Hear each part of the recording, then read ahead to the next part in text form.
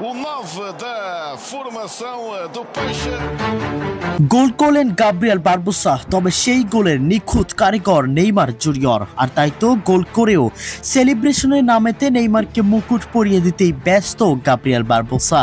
একজন খেলোয়াড়কে কতটুকু সম্মান করলে আর ভালোবাসলে নিজে গোল করেও সেলিব্রেশনে না করে তার আইডলকে এভাবে প্রদর্শন করে। কি হয়েছিল তখন, চলুন দেখে নেই বিস্তারিত রিপোর্টে। সান্তোসের হয়ে শিরোপা জয়ের লক্ষ্যে আজ কোয়ার্টার ফাইনালে মাঠে নেমেছিল নেইমার। শুরুতে হোঁচট খেলেও ধীরে ধীরে ছন্দে ফেরে সান্তোস। নেইমারের অ্যাসিস্ট থেকে সমতায় ফেরে সান্তোস। নেইমারের নিখুঁত বল থেকে সহজ গোল মিস করেননি গাব্রিয়েল বারবোসা।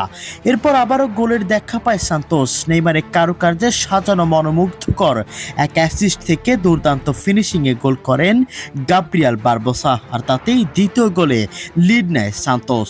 গোল করে সেলিব্রেশনের নামেতে সতীর্থ নেইমারকে খুঁজতে ছুটে যান গাব্রিয়েল।